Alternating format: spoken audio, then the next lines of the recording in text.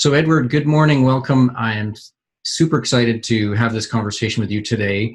Um, just for the listeners' benefit, we're talking about a program that I started back when COVID hit in early March called Voices of Hope. And it's all about helping people who have felt the impact of COVID, whether it's personal, whether it's sort of career-wise, and the whole confidence aspect of losing hope. How do we regain that? How do we settle into who we are as individuals so that we can move forward out of sort of periods of lack of hope to get to a better and more stable and more energetic state where we aren't drawn down. So I love to hear a little bit about your story, and I guess I'll start out by saying for the listeners that Edward has a coaching practice and both business and personal coaching, and has an interesting background. So I'm going to start out, Edward, because I think that your background is very important for people who may be wrestling with hope and with feeling a sense of accomplishment or getting unstuck. I want to ask a little bit about your background. Tell us about your story as a veteran, and I'm going to dig into some of those areas where I think I want to go a little deeper, but love to hear that, and take it away.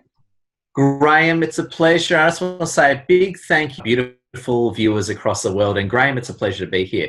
Yeah, so in short, I've had a very, very interesting life journey, to say the least.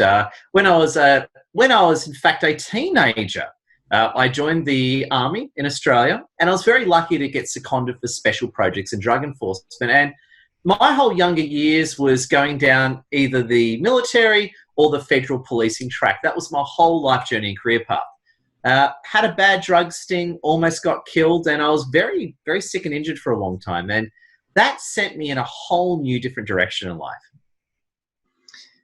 So when you got into a different direction, was that a good direction, or did you end up wrestling with some of your past? Maybe dig into that a little bit. It's interesting. There was a little bit of wrestling, and what happened to me was originally it wasn't that bad. However, that'll change us a bit later on the story. There's a darker twist to it. So once I got injured in working for the government, I'll put it that way, I ended up going back to university and actually finishing a degree, and I actually was very successful in corporate Australia. I very early on went straight into marketing, absolutely loved it, sales and marketing, and then later on full-time marketing.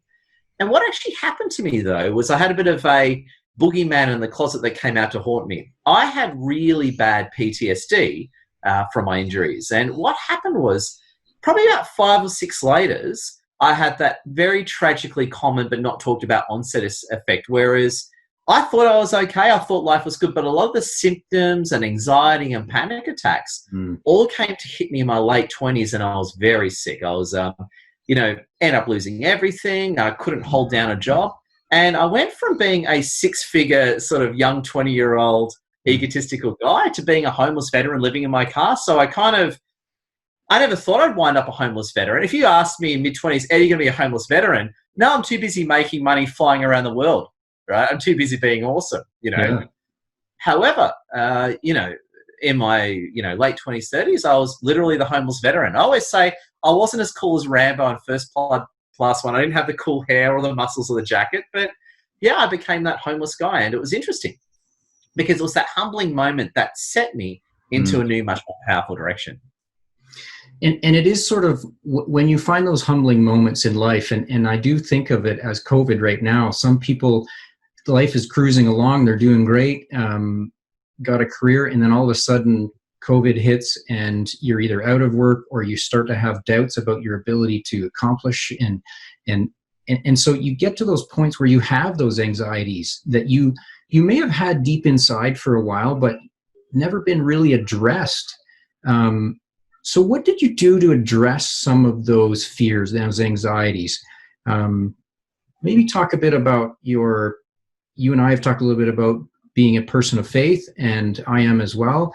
And how did that play in, if at all? And then where did you find the strength to say, this isn't who I am? Yeah. Now you set me up beautifully for that question. So as a proud Christian and a man of faith, and I just want to say this for our wonderful global audience, whatever your religion you believe in, I absolutely respect it. They're all different paths of worshipping the same God. So power and faith to everyone. And so for me, in terms of being a man of faith and a proud Christian, what I experienced, it was actually that gave me the strength. So I'm not going to sit here and tell you and our very smart viewers around the world that I'm awesome and I did it. No, it was through faith that made me strong. And that's what a lot of, I find, atheists don't want to admit. When the ego sort of takes over, it's sort of like, no, I did it. I succeeded. I'm awesome. I kind of beg to differ. Now, I'm not diluting anyone's personal contributions, but it's actually the faith that made me strong. Or if you want to get more technical, I'm actually a weak person. It's allowing the strength of Jesus to come into me that gave me the strength to win. Yeah, and I like how you're describing the how, because I think a lot of us know what we need to address in our lives. It's how to do it, right? That's a struggle, and I'm a huge fan in the Voices of Hope. This current focus of conversations that I'm having is all about the power of a personal coach. And as we hear stories and as we hear other people's experiences, it gives us some tips. It gives us some strategies on how to apply those experiences to our own life. And, you talk about how faith became a way to say, I'm at the end of myself, right? I've got anxiety. I'm struggling with this. I feel a sense of worthiness. Can I put those words in your mouth, right? Like, I'm not worthy in myself. My exact words in my head was, I'm not worthy. So spot on, completely spot on. And that's a rough place to be, right? You're facing your humanity. That's a rough place to be. And so to emerge from that, what's the truth that you told yourself that gave you the courage to then say, wait a minute, I am worthy? Yeah, I suppose what it is, again, I'm going to give you a very faith answer here. And in a way, and this is where I'm going to get a very technical here. I'm going to be a little bit technical, probably annoy half our viewers, so I'm very sorry. So bear with us. So when you say, I am worthy and I am strong, in a way, I'm not saying, please say that to yourself. I'm not saying don't say it, but there's a slight problem with that thinking because that's all about appealing to the ego, okay? So when you say, I'm awesome, I'm the greatest, me, that's all egocentric type of statements, okay? It's very egocentric, and that can lead to pure arrogance, okay? So a lot of arrogance comes from lack of faith. When you sit there and do the opposite, and you do the direct opposite, saying, you know what, perhaps I'm not worthy, perhaps I have got a few problems. You know what? I'm just going to open it up to what I believe in, Jesus. I'm going to open up to what I believe in. And you know what? I'm not going to worry about being strong. I'm going to let God make me strong. And that's when you become truly powerful. So when you take your own ego out of it and you admit you're weak and you surrender to a higher power and say, you know what? God, I'm weak. You're in charge. That's when you become very, very dangerous and very powerful. Because what happens is that faith in God, and this is not just my opinion, this is through thousands of years of human evolution. Faith in God is way stronger than faith in one's ego. And that's been proven not just through warfare, through countless examples of going against the odds. And the other interesting trend, I want to throw this one in there. I originally found God in my mid-20s. And what I found was interesting is before that and after that, I noticed that all the wealthy people were people of faith. Now, regardless of religion, be it they're Muslims, they're Christians, they're Hindus, they're Buddhists, all the people running the show were people of faith, all of them. I never ever saw an atheist or a non-believer in a position of authority anywhere. There was always people of faith, whatever religion, don't care, but they're always people of faith. And I realized, there's something to this. And to me, that's the answer again. Admit you're weak, surrender to a higher power. That's when you become strong because you're now driven by spirit. You're not driven by ego. Yeah, you're getting into the difference between our inner life and our outer life.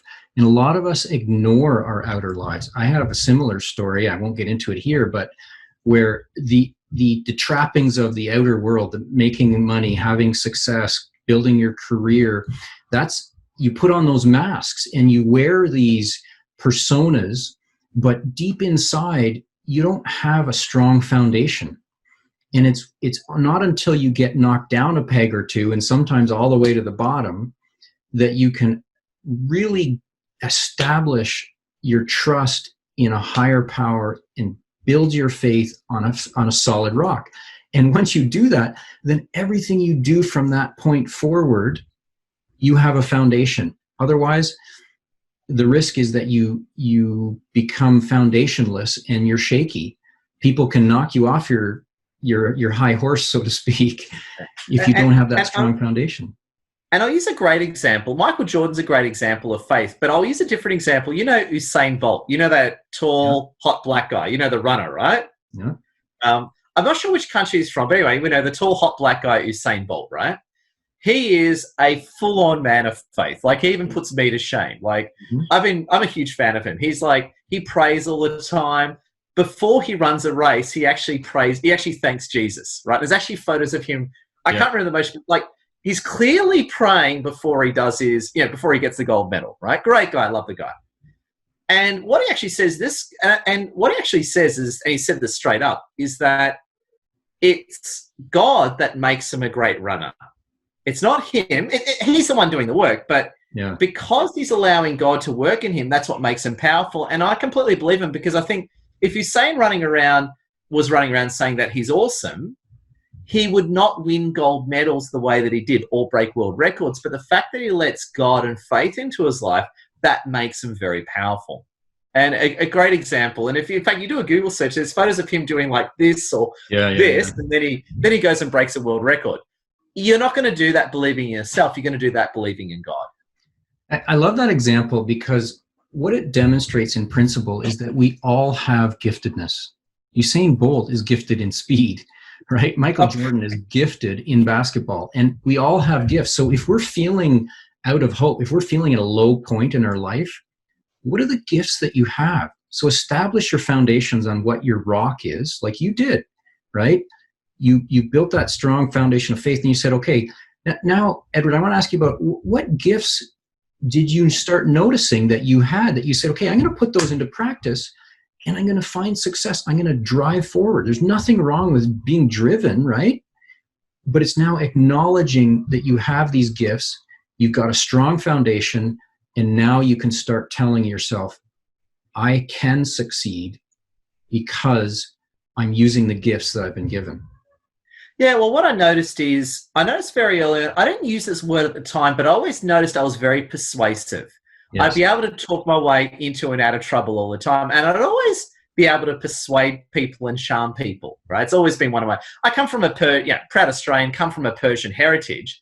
And a lot of Persians, we're all very charming. It's like a racial trait, right? We're all charming people. It's like Germans aren't funny and are full on and good into process. Persians are charming. It's just like a racial perk, right? There you go. And I noticed that I was charming and persuasive, and I love helping people. And eventually I figured out I could become a coach. But before that, when I sort of went clean slate and just said, hey, God, what should I do? It was really focusing on those skills. And then I thought, because I was just turning 30 at the time, I thought, what do I want to do with my life? I'm sick of jumping around. I want to really be successful. I want the big house and all that too. I'm all for that. But I also want to help people too. And when I took that frame of reference, and I started thinking, what am I good at? Well, I'm not good at this, but I'm good at this. And then I started thinking about my strengths and how I can build not just a career, but basically work out what is my place in society going to be? A very, very important question. Yeah. And lately, my role in society has started becoming quite political. So it's funny when you follow faith and you just take the next step. And again, listening to ego, I'm all for ego, and you need a certain sense of ego to function. I'm all for that. But when you overdo ego, that is when you start doing things you don't want to do. And that's when you become one of those people who, and I know a lot of these people who wake up when they're 50 and go, I've totally messed up my life. Where am I? And then they usually then divorce their wives or husbands and then go traveling around the world. And it's sort of like, yeah, I don't want to be that guy. I want to do that. Yeah. I want to be on the right path now so I don't have that. And that's my viewpoint. I think the whole midlife crisis or the early life crisis or late life crisis, that is actually comes as a result of not doing what you really want in life. And I think that's what creates that problem. Yeah, that's really interesting. I'm glad you brought that up because, you've probably heard the saying that everything in the world is created twice, first in your mind and then in reality, in the physical world, right?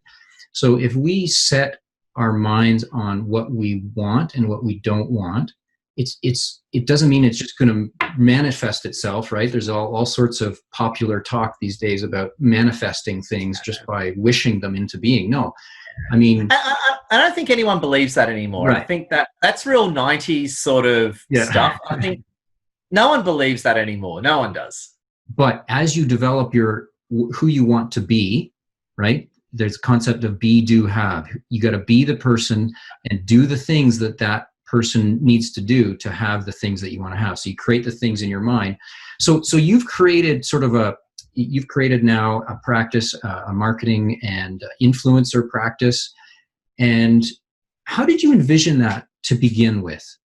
Obviously it morphs and it becomes it has its own life, but I'd love to know the germination of that desire. It's all clearly step by step, and there's been different rises and decline of that. Okay. So what was interesting is when I was a homeless guy, I used to sort of sit there and think, I'd love to be some kind of, I didn't use the word influencer then because influencer wasn't in common language then, but I want to be some kind of global speaker coach which I actually am today, which is awesome. What was interesting though is I went through different phases in my business. So I actually used to be more of a marketing consultant when I started. So around Sydney, where I am, Sydney in Australia, I actually had some of top A-class clients as a marketing consultant, not a coach, including some of the top banks, one of the top rugby teams, and it was incredible. And I was making a lot of money, but what happened was during certain economic times, it was actually before one of our elections, I had over 80% of my clients finish up with me in 1 month because of an unshaky election, okay? And I was making a lot of money. So what it was that I went through all these economic cycles, and one of the most recent changes was at the start of not this year, but last year, was when I decided to go into LinkedIn. And I said, I'm kind of done with Facebook, all these other platforms. LinkedIn is the place for me. I want to become a LinkedIn influencer. And I decided to do that last year. And yeah, now it's like, a global hit, and it's been incredible. And it's all step by step. So what I find is that you do your best, and then you reach a point in your business where you got to do a reboot. Okay. Mm-hmm. And like a movie, a successful reboot takes the good of the past and injects a new cool future. Whereas a failed reboot, which we've seen a lot of, is when you sort of throw out what was awesome and keep junk and try and sell that to your audience. So I had a very successful reboot, keeping the essence of the past and then focusing on the new future. So it's all about the different stages and that type of thing. That's a really interesting scenario that you followed, like you say, keeping the good things of the past, and that's sort of the marketing prowess that you've gained. That's the experience that you gained, the knowledge of how to bring people in and drive a brand and all those things around marketing. But I've written down here, as an influencer, there's 3 roles an influencer plays, and I'd love you to just pick. You can talk about all of them if you want, but what stands out to you most? To me, the 3 roles are: show someone the vision. This is marketing too, but it's also an influencer's role, right? Show them the vision. Show them what's out there in the future, and then build the bridge on how to get there, and then guide them across. So you're showing people the vision of what's possible on LinkedIn, what's possible as an influencer. How can you help people build their business? How can they help them grow? So you've shown them the vision, and they're like, yeah, I want that. That's a great vision. And then you're building the bridge by giving examples, giving these video, your webinars, you're giving them techniques, and you're coaching them, you're helping them across, you're guiding them. So just talk to me a little bit about some of your coaching and your mentoring that you do for folks when they come into your program. Yeah, I think that covers some of it. The way I tend to look at it is probably more the vision side I lean on, is because, people will look at me and look at what I'm doing, and people ultimately turn around saying, I want to do that. Okay. So it's very much, hey, look at, look at this. I was a homeless veteran Middle Eastern guy living in my car, and look at me a decade later. You can achieve the same thing. And it's really walking the talk. So it's not so much persuading someone of a vision, so to speak. Like, oh my God, if you work with me, you can. It's not so much that. It's more living the vision and demonstrating the vision. So this is what we're doing today. This is where I come from. It's all verifiable. I'm not making this stuff up. Join us. So it's very much more community driven. So I've gone so much from saying I run a coaching practice to we run a global community. So it's a very interesting reframe, because when you say I run a coaching practice, your reticular activation system, all that, your whole brain is sort of like, oh, coaching practice, get in clients, get out money. When you reframe it and say I'm running a global community, you're sort of like, how do I bring everyone together in a powerful way? How do I sort of, lead a revolution in my own unique way? And when you take that community-based viewpoint, it's much more powerful. So, for example, I commit 2 out of 3 sins. So what they say on social media is you should never talk about politics, sex, or religion. I don't really talk about sex because I'm not into that, but I've broken the other 2 sins. I talk about politics and religion all the time. Oh, God, at least, right? More spirituality. And it's sort of like, people either like me or they don't. If they like that vision, they automatically become part of the community. And a good chunk of them monetize, a good chunk don't. It doesn't matter. It's that global community and following to create a powerhouse cause and change in the world. I love that, because, I want to tie that back to the very beginning conversation around anxiety, right? Somebody who maybe is feeling a sense of depression, anxiety under the current economic circumstances, that grows and thrives when you're outside of community, right? When you're alone, you feel alone, and then you tell yourself you're alone, and then you tell yourself that it'll never get better, and you're creating community, inviting people in and say, come in and join us, because in community, we can accomplish more than you could on your own. Yeah. And on that note, because I have people from all faiths, religions, political persuasions, walk of life speaking to me, right? And, even though I'm a Christian, I come from a Middle Eastern background, I've got quite a following in the Islamic world, right? Which is very, very cool. And let's say, and this actually happened a few days ago, but let's say a young Australian Muslim kid, 20-year-old, I call him a kid. I'm an old guy, but I call a 20-year-old a kid, you know what I mean? And they're lost.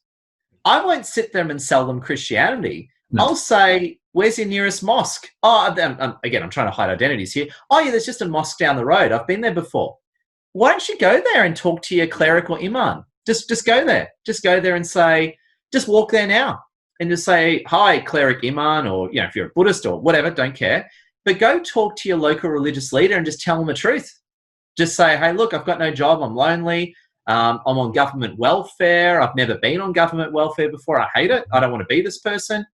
Just go tell them, because then that way the cleric, the priest, the pastor, the whoever, they'll then look after you. They'll then say, hey, look, we've got a Quran study coming up, or a Bible study. Hey, we've got we've got a feast coming up. Because so the thing I always say to people is, if you are suffering right now in Corona, whatever faith you're in, go report to your nearest religious leader and just put up your hands and just tell them the truth. Don't, because they know you're lying, right? Any religious leader can see through a liar. Don't lie, just tell them the truth. Hey, I'm not doing well. I've lost my job. My wife left me. My kids hate me. Just tell them the truth, because the moment you come clean and tell the truth, that person can then help you. If you go in there and just put up a front, they can't help you. And they know you're lying anyway. Any religious person can spot a lie from a mile away. Yeah, it's great advice. I totally agree, because in isolation is where we find the thoughts swirling around in our heads, right? That never leads to a good place. So when you can come into community and into relationships with people where you can be honest, it's so valuable. So, I really respect that. And especially as you then, you're dealing with the deeper issues, because the risk of not doing that, let's follow your line of thinking for a second. If we don't do that as individuals, maybe struggling, what do? We look for distractions. So we'll think that, you know, becoming part of a big program or spending money or traveling or anything that distracts us from dealing with the deeper issues. I'll use an extreme example, which we're seeing a lot in America right now, and I say this with complete tragedy and respect, is people go join gangs, they get involved in crime. You know, they've worked out globally is that high unemployment leads to high crime. High employment lowers crime, and that's just a global proven stat. Any sociologist understands that.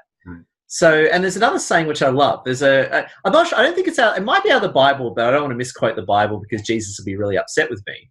But what it is that empty hands become the devil's tools. I like that saying.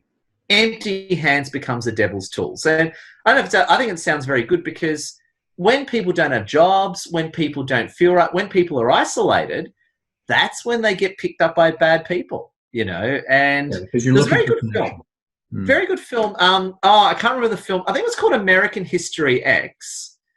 And no, it wasn't that. It might have been called Higher Learning, but basically it was a film from the 90s. I think it was called Higher Learning, where basically a young guy from, you know, countryside America, good guy, by the way, moves into a big city and goes to university. And he's isolated on his own, and everyone makes fun of him because of his funny accent. A bunch of white nationalists come along and then say, hey, we like you, come join us. And then he turns into like a deranged, I don't want to say, you know, the N-word, but, you know, a strange, you know, weirdo from Germany from a certain time period. He becomes one of those guys. I don't want to say the N-word, of course. Now, the point I'm making is that this is actually how it works in real life. It's when people are isolated or on their own, that's when they're vulnerable to, you know, higher chance of suicide, higher chance of crime, higher chance of addictions, which is why I say to anyone, if you're isolated, look, if you don't have the, you know, the gusto to go walk into your local temple or mosque or church, at least call one of your government helplines, because humans aren't built to be on their own. We're never designed that way. We're not timber wolves or eagles. We're more, you know, like, you know, group creatures, right? So what I always say to people is you've got to get connected with your local community. I will say this again. Whatever ethnicity or religion you're in, I respect that. Go follow that line of thinking, okay? I'll use an example. I have a lot of people who aren't from any religion, and let's say they're female. I'll say, are you into yoga? Oh, yeah, I like yoga. Go take yoga classes. At least you're going to meet some people, get healthy, and you'll get that yoga thinking to help you feel better about life. I love that advice, because changing up your routine, getting yourself out of your own head, and allowing people to talk into your life is what's needed. It doesn't matter whether we're feeling depressed or anxious, or whether we're feeling on top of the world. We always need input from other people, right? Even now, maybe comment on that. What do you respect about others who speak into your life? How does that help you? The people that speak in my life, my mentors, my friends, my wife and my family and all that is, and this is again from a homeless guy in his own living in his car, so I come from that frame of reference, is that, you know, it's very important, because you get back what you put out ultimately. And if I step back and I say, okay, Ed, you went from like a homeless weirdo drifter to being a very successful weirdo. I'm still a weirdo, just now a successful one, right? It's because I've given out so much. It's because I give so much to people that you get back what you put out. And it's very important, because if I think of the people who are lonely and isolated, they're usually a little bit icy. And what I mean by icy is they're not bad people. I'm not saying that, but they've got behaviors that push away potential friends and help. They got like sort of antisocial behaviors. And I'm not blaming them for getting that. You know, I've had antisocial behaviors. And when people, what I say is humanized and they become part of a community, when they feel, and again, that's why, you know, churches, mosques and temples and all that are awesome, right? You know, yoga studios, whatever, same thing from the viewpoint I'm talking, is that when people become part of community, they can then, in a way, re-socialize and reintegrate with civilization. And then they can sort of question those behaviors. And what happens is a lot of people then turn into people like me. It's sort of like, well, hang on. Like, I'll give you an example. I used to be a weirdo on the fringes of civilization. I'm now connected to the Prime Minister of Australia on LinkedIn. Rapid transformation in 10 years. And what you do is when you go through that transformation, you tend to want to give back. So I love giving back to people. So my advice is that if you've been on the outer and then you become establishment, it's very important that you give back. And again, the whole faith and ego thing. Ego, if you're too much an ego, it's all about how awesome you are and how you look down to all the peasants around you. It's horrible thinking, which I highly, disavow.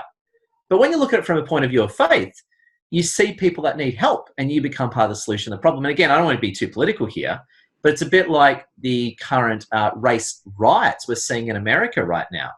You have people stoking, on all sides of politics, stoking that situation. It's love and bringing people together that's a solution. In fact, if more people had faith, you would not have these riots. I think it's the actual lack of faith that has been a key contributor to, discrimination and these riots, which I would love to see end as quickly as possible.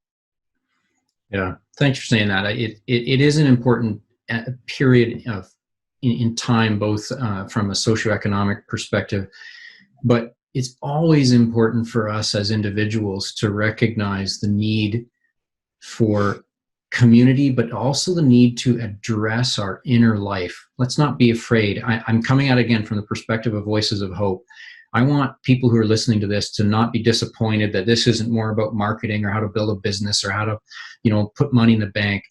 There's lots of those interviews available, both with you and others. If I can just dive in for a moment, and I want to give you the point. If you become part of the community and look after yourself, you're going to put a lot of money into your bank account. That I can promise you. So I would actually argue, whilst we're talking about faith, if you follow the logic we're setting out and what we're living by, that's going to sort out your financial problems. Yeah, and I agree. There are principles that we follow as when you have faith. There are principles that if you follow them, if you understand them, if you have good guidance, you're right. It does lead to better decision making, and it can eliminate the self-sabotage that some of us sometimes fall into. But it takes that courage to say, I'm worthy of this. I'm worthy of belonging. I'm worthy of love. And no matter what's happened to you, there is a future. You have gifts. I'm sort of speaking to the camera. I'm speaking to you. I'm speaking to the listeners, right? Like we all have gifts, and don't ignore those. Don't lose hope. Find a good community, as you said. Find some leaders in your community, in your faith community, in your business community, and trust that you'll move forward when you take some action to step up. I mean, play off that. Give us some advice on how, just as we wrap up here in the next few minutes, how can we move from anxiety to energy and strength? Yeah, great question. It may not happen in a day. It could take a bit of time and effort to achieve that, but I will focus on the first step to help people. The first thing you need to do is surrender yourself to the higher power. So again, if you're feeling anxiety, that means you're living in your ego. Okay. If you're living with God and in faith, your anxiety is going to go very quickly. In fact, they've done actual scientific studies, which I know nothing about. They do the whole brain thing. When you're feeling faith, you can't experience fear at the same time. They're contradicting emotions. Okay. You cannot experience faith and fear at the same time. It's just not the way the brain works. So when you put yourself in the state of faith, believing in a higher power, that is when the fear goes away. And you don't have to sit there and go, oh, well, I now convert to Judaism. This is awesome. I'm not saying that, right? I'm not saying that at all. What I'm saying is you might even be quite agnostic or quite secular and say, you know what? There's something above me. There's something beyond me. I wonder what that is. That sense of openness and discovery will be the absolute keys to you, minimizing your anxiety. And also as well, I need to say this as well. it's very good to speak to a professional as well. So you might have a medical issue. You might actually have like, a genetic issue. You might need some medication. That's true. Make sure you speak to a nearby health professional. You can speak to your GP. You can, call numbers. You might need some actual medical help, which is awesome. We all need help at times. So make sure you check that off. Make sure there's medically you're looked after. That's very important. And speak to your local government authorities, medical authorities. Then from there, be open to being a person of faith. And again, make a phone call, send an email, or if you're kind of the guy like me, you just want to charge in the front door and say, I give myself to you, Lord. Do whatever it takes, right? Mm. You might just send an email and forget about it. Or you might just charge in there like, I'm the sort of guy that would do that. But I will say this, though, when you've got nothing to lose, where I've been, your behavior tends to become a lot more extreme. Wow, that is so true. When we realize we have nothing to lose, and even if we do think we're losing some things, whether it be material things or relationships, in the grand scheme of things, those are empty anyhow, right? In lieu of what you're getting back as you develop a foundation of faith, because you can build so much stability on that what you might lose in the process of finding that wasn't worth having anyhow. Yeah, and again, I don't mean to be political, but again, bring up what's happening now. We can't be ignorant to it. You've got the huge race riots in America right now. That's bad. It's terrible. A lot of people have been killed and injured, right? Be it, government or, civilians. And what I say this with absolute respect is it's a teachable moment for not just America, but the world to come together, because it's faith that's going to bring people together. Faith ends discrimination, okay? Because when you're a person of faith, there's little room for discrimination, right? If you believe everyone's created equally and we're all children of God, it's very hard to be racist from that frame of reference, unless you're a complete lunatic, right? Mm-hmm. And also it gives us all an opportunity to really heal and come together. And I think a lot of the race riots in America right now are showing the world what's missing from our society. And I think it's definitely faith. It's a lack of faith that has led to discrimination in these situations. There's faith that'll bring people together. I'll use a case in point. In Australia, Hillsong's quite a big church. One of the churches is in a place called Waterloo, which is a very trendy inner city suburb of Sydney. I'm the whitest guy you'll get there, right? I'm a fair-skinned Middle Eastern guy. I'm the whitest guy you'll get. And there's no discrimination. Everyone is there on the same side, whether you're gay, straight, black, white, male, female, even trans people are there. Everyone is there together to help each other. And I think when you have that faith and shared ideology, that's what's going to heal. And I think that's exactly what America needs. America needs more faith to bring everyone together. So thank you for that. Let's wrap up on that note, because I think as we enter times in our lives when we need more hope, just know that it's there. So thank you for bringing that to our attention. It is there. There are principles, there are foundations that you can build that are stable, and that you can start believing again in yourself, in your own worthiness for being accepted or loved or receiving of employment and skills. So thanks for that conversation, and I really hope that our listeners can draw some courage from this to go and take some of those steps, move forward, because as you said, Edward, you've come through come a long way in 10 years. Anyone who may be anywhere on that journey, whether it's at the bottom, halfway through, near the top, it doesn't matter. There is hope, and you've helped us remember that it's there. Graham, it's a pleasure. And I just want to say a big thank you, and our viewers across the world. Have faith, it'll get better. And if you're feeling lost, report to your local religious leader and throw your hands in the air and say, help me, and I'll look after you. Thank you so much, Edward. Have a wonderful day, and we will keep in touch. Hey, thank you very much, everyone. Appreciate you. Thank you.